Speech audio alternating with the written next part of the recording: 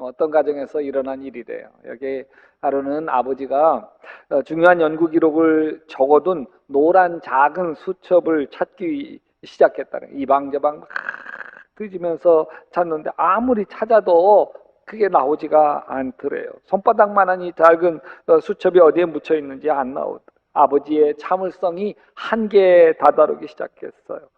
막 천둥이 치기 일촉즉발 직전에 갑자기 어머니가 머리를 조아리면서 이러더라는 거예요.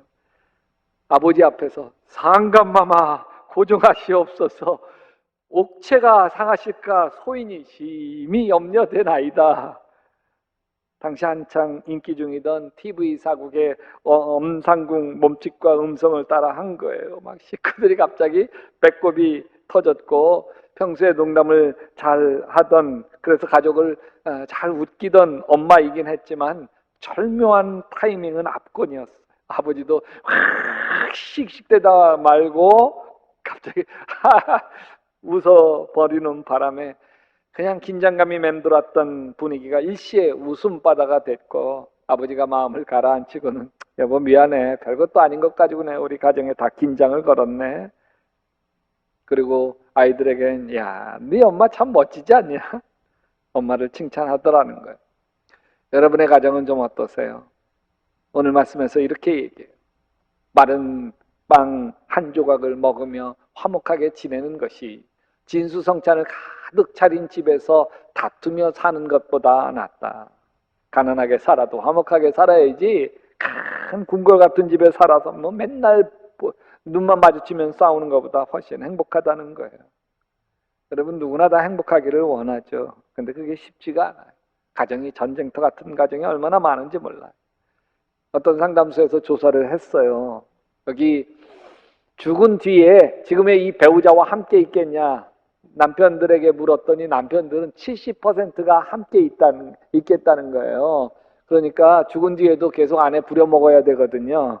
근데 여자들에게 물어봤어요. 죽은 뒤에 남편하고 함께 있겠냐 그랬더니 부인들의 90%가 제 어머니 돌아가시기 전에 어머니 아버지하고 합장해 드릴까요 나중에, 그랬더니 저희 어머님이 됐다 그러시더라고요. 저희 어머니도 싫으신 거예요. 여러분 부부는 안녕하시나요? 여러분의 가정의 자녀들은 안녕하시냐고요. 사실 최고의 전쟁터가, 전 세계 최고의 전쟁터가 가정입니다. 그래서 성경에서도 이렇게 이야기해요. 좀 심각한 이야기인데, 사람의 원수가 자기 집안 식구리라. 이게 원수가 따로 없는 거예요. 자식이 원수고 배우자가 원수예요. 불행한 가정을 보면 여기 우린 성격이 안 맞아. 그러니까 맨날 성격이 달라도 너무 달라서 아내 성격은 꽉 짜여진 네모 돌판 같다가 빈틈이 없어 숨 막힐 지경이라는 거예요.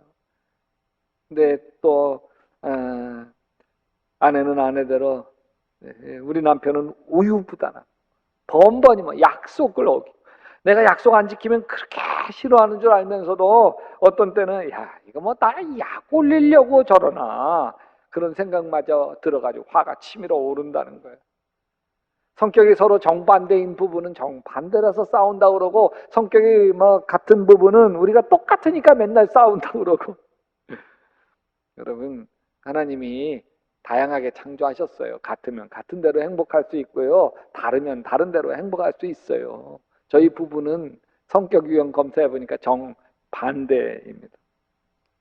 또 어떤 가정은 이게 자녀 양육 방식, 애들이 소중하니까 소중한 애들 어떻게 하느냐는 것 방식에 따라서 그렇게 다퉈요. 그 남편 입장에서 보면 아니 왜 이렇게 애들을 잡아? 애들을 잡아. 저도 제 아내가 우리 아들이 중학교 시험을 딱 보고 와서 결과가 보니까 형편없거든요. 그러니까 저한테 여보 당신은 애 영어 가르치고 내가 수학 가르치고 해서 애 가르쳐야 되겠어. 그래서 제가 아내 손 꽉 붙잡고 그랬어요. 애 절대 가르치지 마. 안 가르쳐도 돼. 내가 다 책임질게. 부모가 가르치려고 하다가 애만 잡아. 얘 평생 물려줄 재산 없이 그 평생 공부하면서 살아야 되는 애인데 공부에 대한 기쁨과 행복을 다 망쳐버리고 나면 우리 애 불쌍해서 어떡해. 절대로 애 가르치지 마. 그랬더니 그 뒤로부터 일주일 동안은 말을 안 하더라고요. 아니 뭔가를 하려고 하는 자기만 나쁜 여자 되어 있는 거예요. 근데 여러분 여기 가정의 불행, 자녀 양육 방식 때문에 그런 거 아니에요. 남편은 아내가 자녀들 너무 잡는다 그러고 아내는 이게 뭐 남편이 애들 공부시킬 생각을 안 하고 맨날 노래방 가자고 그러고 막 야구하러 가자고 그러고 놀러만 가자고 하면 애들 공부는 언제 하냐고 말이에요. 막 이러면서 다툽니다. 다투는 가정이 뭐가 문제일까? 그것을 조사해 보니까요. 다투는 가정은 말투 때문에 다투더래요. 뭐 부부가 불행한 이유들이 많이 있죠. 원인이 뭐 심각한 원인들이 있어. 외도, 폭력, 돈 문제, 고부 갈등, 술 문제. 뭐 심각하면 심각하게 불행하고 또 사소한 것이 있잖아요. 뭐 치약사 쓰는 거, 뭐 양말 벗는 습관, 뭐 이런 거면 불행이 사소해지고 이게 아니더라는 거예요. 상담가 가트맨 박사는 부부 갈등이 컨텐츠, 내용 때문이 아니라 부부 싸움의 방식 때문에 파경에 이르더라는 거예요. 쉽게 말하면 말투 때문에 파경에 이르더라는 거예요. 35년 동안 삼천쌍 부부를 조사해 보니까 말투에 문제가 있는 부부가 15년 이내에 92%가 이혼하더래요. 잠언 성경 말씀이 맞아요. 따뜻한 말은 생명나무 같지만 가시도 친 말은 마음을 상하게 하느니라. 가시도 친 말투가 파경에 이르게 하는데 네 가지의 가시도 친 말투가 있어요. 첫째가 비난이에요. 남편이 아니 지금 우리가 백화점 못 사면서 돈 펑펑 쓸 때야 당신 정신이 있는 거야 없는 거야? 비난을 합니다. 사실 아내는 그냥 백화점 지나면서 그냥 한번 해본 말이에요. 왜 여기 옷은 입어보라고 하지 않아? 근데 이 한마디에 백화점 쇼핑하는 돈 펑펑 쓰는 여자 취급받으니까요. 가만히 있을 수 없잖아요. 그래서 비난이 비난을 불러와요. 마태복음 7장 1절에 비판을 받지 아니하려거든 비판하지 말라. 너희가 비판하는 그 비판으로 너희가 비판을 받을 것이다. 비난하면 비난이 와요. 그러면서 더 잔인한 말을 하게 되죠. 내가 뭐 잘났다고 큰 소리야? 여러분 둘째가 방어 반격하는 말투예요.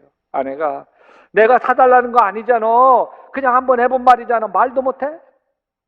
남편도 너 길거리 옷은 자존심 상해서 못 입어보겠다는 거잖아. 백화점 옷 좀 되어야 입어보겠다는 거잖아. 왜 딴소리를 해? 악은 악을 불러와. 비난은 반격을 불러와.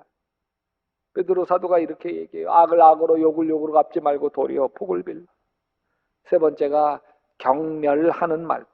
비난과 반격이 격해지면 더 잔인하게 말하고 싶어져요. 그래서 나오는 게 경멸입니다. 아내가 내가 언제 백화점 옷 사달라고 한 적이 있어? 내가 언제 명품백 사달라고 한 적이 한 번이라도 있냐고. 아니 그리고 당신 한 번이라도 사줘 본 적이 있어? 한 번도 사준 적 없으면서 왜 이렇게 큰 소리야? 남자라고 자존심만 살아서. 경멸의 시작이에요. 남편이 이게 어디다 대고 말대꾸야. 살은 피둥피둥 쪄가지고 돼지처럼 넌 백화점 옷 아무리 입혀놔도 펑퍼짐한 아줌마야. 이젠 막 간 거죠. 이걸 경멸이라고 해요. 이 말이 사람 마음 상할 대로 상한 아내가 또 비아냥거리죠. 아이고 머리가 나쁘면 성격이라도 좋아야지. 예수님이 마태복음 5장 22절에 자기 형제나 자매에게 얼간이라고 말하는 사람은 누구나 공의에 불려갈 것이요 또 바보라고 말하는 사람은 지옥불에 던져질 거다. 경멸하면 서로 지옥에 던져지는 거예요. 지옥과 같은 가정을 탄생하는 거죠. 그러니까 네 번째로 담쌓기가 돼요. 상대방 말하는데 딴전 피는 거. 여기서 막 얘기하는데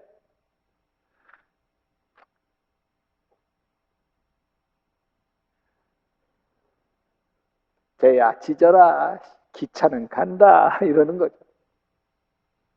담쌓기. 서로 눈 안 마주쳐요. 말 안 해요. 상대가 말할 때 테레비만 보고 있어요. 여러분 사도 바울이 부부에게 이렇게 얘기해요. 서로 분방하지 마라. 방 따로 쓰지 마라. 담쌓기 하지 말라는 거예요. 여러분 부부싸움 하다 보면요 서로 항복을 받아내려고 해요. 잘못했다고 얘기해. 네가 틀렸잖아. 근데 여러분 이기고 싶으세요? 행복하고 싶으세요? 아침에 이 MBC에서 식탁에서 식사하면서 아내가 말을 꺼내서 대화하는 장면이 나오던데 아내가 오늘 무슨 날인지 알기나 해? 남편 왜 또 아침부터 시비야? 아내가 뭐 시비? 당신 나한테 관심이나 있어? 남편이 참 아침부터 재수없게 왜 그래? 남편은 지금 식구 먹여 살리려고 고생인데 여편네라고. 아이 참 보기에 겨웠구만. 그래 오늘 결혼 기념일이다. 이벤트 타령하려고 날 볶지 지금. 아내 결혼 기념일 좋아하시네. 내 발등 내가 찍은 날이다. 내가 눈이 멀었지 저런 것도 신랑이라고. 남편이 숟가락 확 집어서 폭발해버립니다. 불행한 부부를 조사해봤어요. 서로 좀 맞지 않는 거, 좀 그래도 좀 맞는 거 해보니까 맞지 않는 게 69%, 그래도 좀 맞는 게 31%라는 거예요. 그래서 행복한 부부는 확실히 좀 다르겠지. 맞는 게 한 80% 되고 안 맞는 게 한 20% 되겠지. 아니더래. 행복한 부부도 안 맞는 게 69%야. 똑같아. 안 맞는 게. 근데 불행한 부부는 그 안 맞는 69% 때문에 맨날 지지고 볶고 싸우고 그러고, 행복한 부부는 맞는 31% 때문에 행복하게 살아간다는 거예요. 여러분 지겹게 싸우는 부부를 보세요. 우리 모습 아닌가 한번 좀 되돌아보면 좋겠어요. 싸울 때마다 같은 문제가 늘 반복된다는 거예요. 뭐 술 문제든, 우리 어머니 아버님 다투실 때 보니까 늘 돈 문제였어요. 또 어떤 가정은 늘 시댁 문제. 그리고 싸운 뒤에 개운치가 않아요. 싸우고 나서 더 억울해요. 싸우면서 풀려야 되는데 오히려 싸우면서 더 쌓여요. 그리고 한참 싸우다 보면요, 처음에 뭐 때문에 싸웠는지도 몰라. 애 문제로 싸우다가 당신 닮아서 그렇다고 싸우다가, 그러다가 시댁 문제로 가고 시부모 흉으로 가고 이해질세라 이제 청아 문제로 비화하고 장인장모 흉이 되어지고 화산이 폭발합니다. 무엇 때문에 싸우게 됐는지는 잊어버려요. 싸움이 싸움을 낳고 꼬리에 꼬리를 물어요. 그리고 한 가지로 싸움이 시작되었거든요. 근데 이것저것 다 튀어나와요. 나중에는 서로 수습이 안 돼요. 말을 꺼내봤자 싸움만 되니까 간도 포기하고 맙니다. 제가 상담소에서 만난 의사 부부가 이혼했어요. 한 2, 3년 흘렀는데 고등학교 아이 두고 제가 다시 합치지 그래요.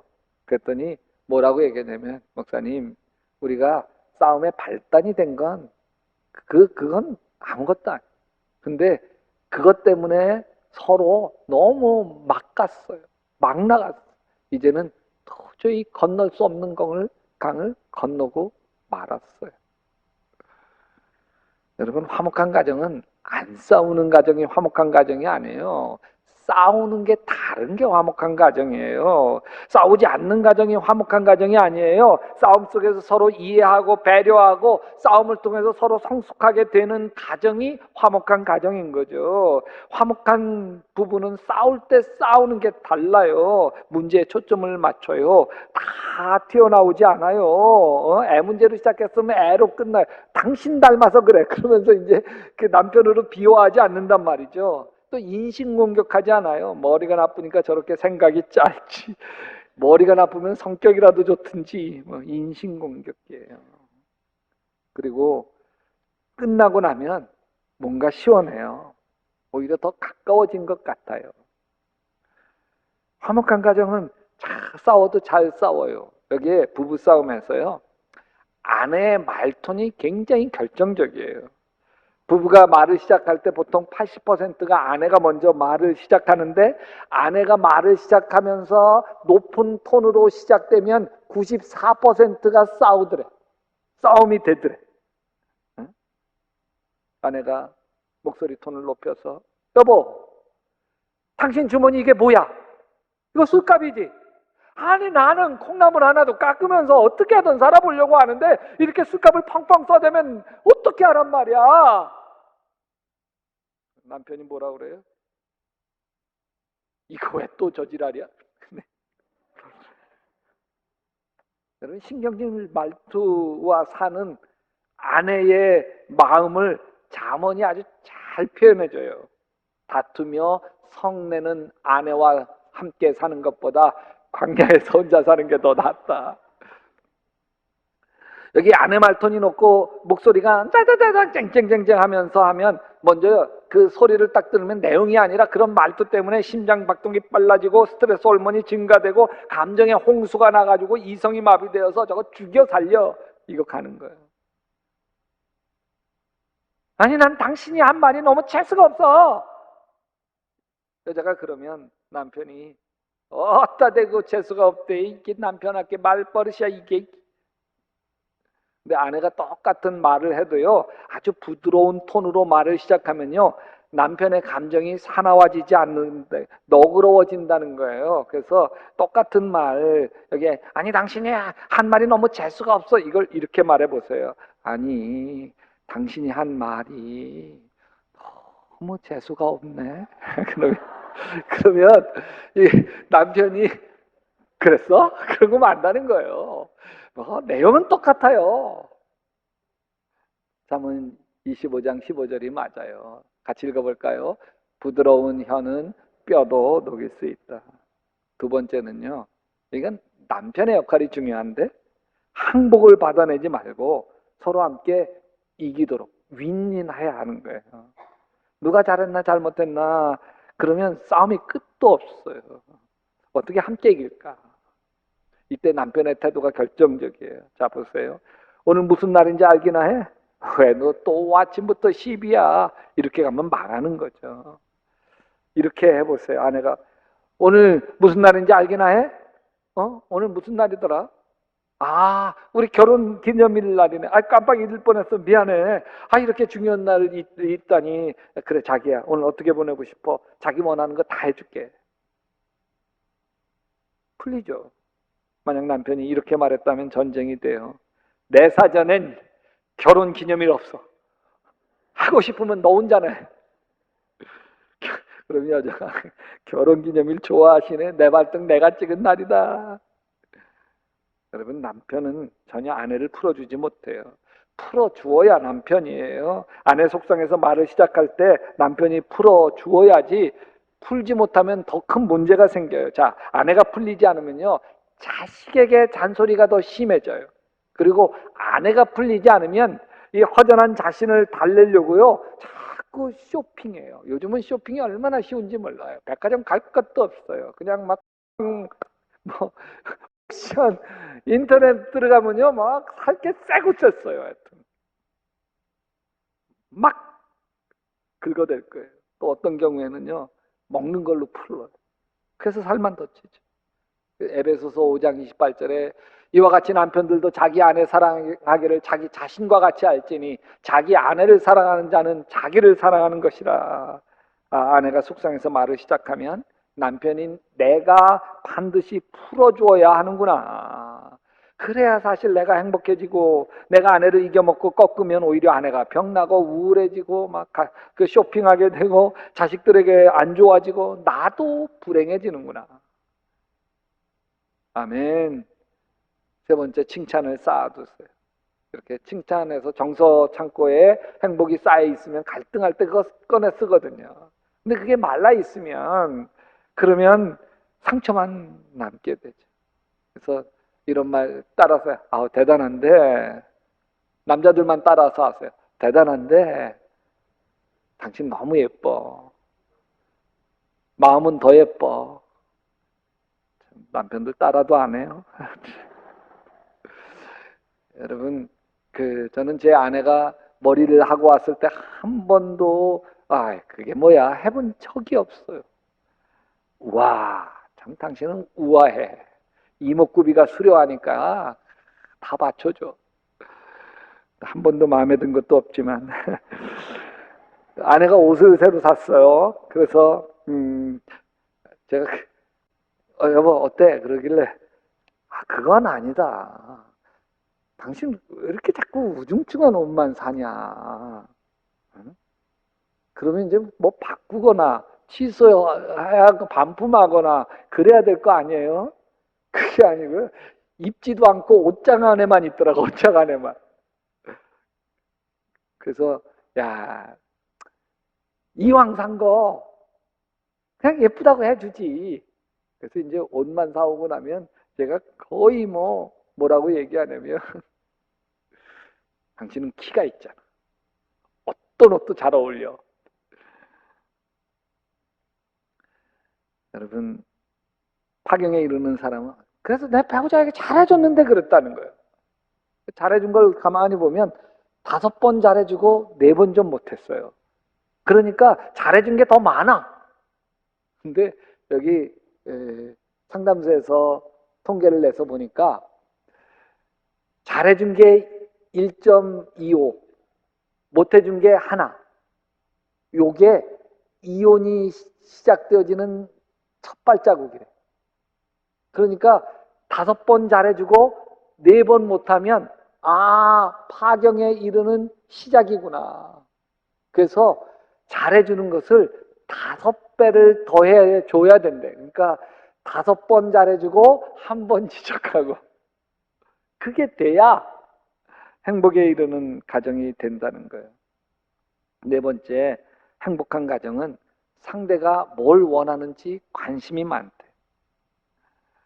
남편에게 물었어요. 아내가 좋아하는 음식이 뭔지 아세요? 남편이, 제 아내요? 뭐 특별히 좋아하는 건 없고요. 제 아내는 뭐든지 잘 먹어요. 그러니까 아내가 한숨을 푹 쉬면서 난 막국수를 제일 좋아한다고 이 등신아. 뭐 하나 아는 게 없어. 여러분, 내 배우자가 가장 좋아하는 음악이 뭔가요? 내 배우자가 가장 친한 친구는 누군가요? 내 배우자 어릴 적 꿈이 뭐였나요? 내 배우자 가장 행복했던 때는 언제였나요? 내 배우자가 가장 가슴 아팠던 일은 무엇이었나요?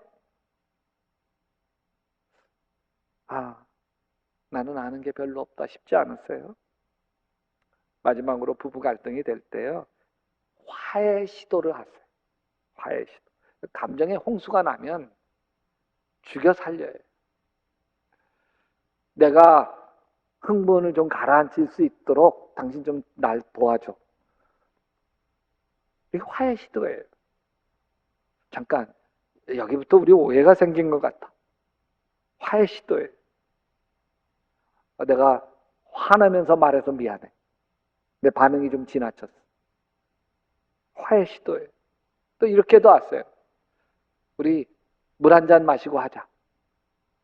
물 한 잔 마시고, 차 한 잔 마시고 하자. 그때 가능하면 차를 좀 미지근한 차를 하세요. 뜨거운 차 승질 난다고 부을 수 있으니까. 그리고 20분 뒤에 또 얘기하자. 20분. 이게 브레이크를 잡는 거예요. 그래서 감정을 가라앉히고 나면 합리적으로 토론하는 게 가능하기 때문에 그렇습니다. 여러분, 손 펴보세요. 우리 유튜브로 하시는 분들도 손, 가운데 손가락을 이렇게 굽혀서 손을 이렇게 마주쳐 보세요. 중지를 굽혀서 마주쳐서 이렇게 해보세요. 중지가 지금 가운데 있어요. 마주치고 여기 엄지를 이렇게 하면서 부모 없이 살아도, 형제 없이 살아도, 맨 끝에 자녀 없이 살아도 부부 없이 못 산다 해요. 시작. 돼요? 돼요? 안 돼요? 떨어지지가 않아요. 부모하고는 떨어질 수도 있고 형제하고는 떨어질 수도 있고 자식하고는 떨어질 수 있지만 부부는 떨어질 수 없는 한 몸이니 행복을 가꾸어 사시기를 바랍니다.